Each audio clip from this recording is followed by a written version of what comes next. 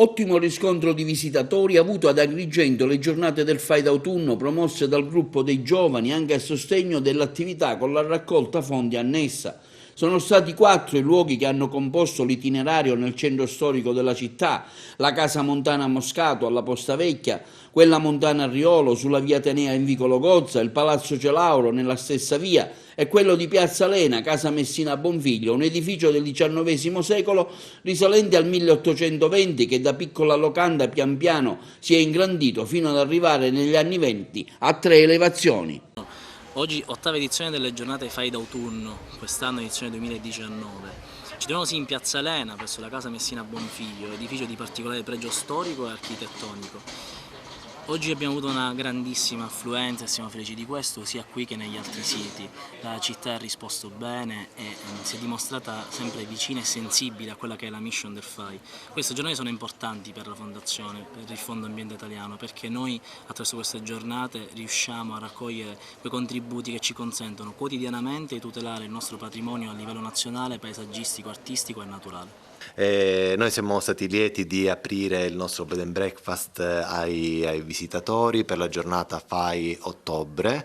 Questa è un'antica dimora perché appartiene alla nostra famiglia da diverse generazioni.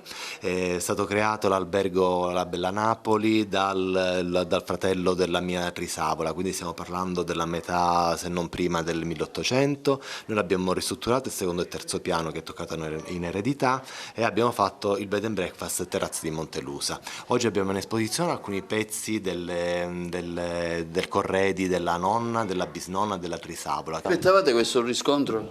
Diciamo sì, ne siamo orgogliosi perché la gente è molto curiosa ad Agrigento, abbiamo approfittato anche della bella giornata, la gente ama vedere cose nuove ad Agrigento, ama vedere anche questo bed and breakfast che nessuno conosceva e rimangono tutti estasiati per la bellezza delle terrazze e per il lusso, anche gli arredi, le storie della famiglia, la nostra famiglia, le foto della nonna, della bisnonna e la gente è molto interessata. Bellissima iniziativa oggi, il Fai d'autunno.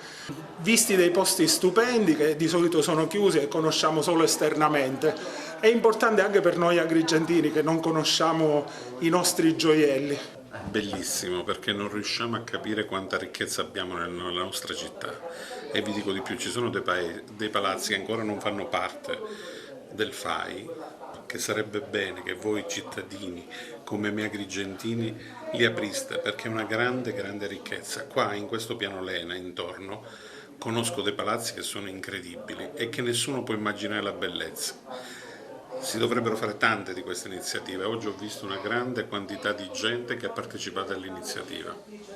Ma ritengo che queste iniziative siano da promuovere, da sostenere, perché diventa un'occasione importante per scoprire il territorio nel quale si vive, perché io abito a 2 passi da qui, però era una struttura che non avevo mai visto, quindi assolutamente favorevole a iniziative di questo genere e che ben vengano, ecco.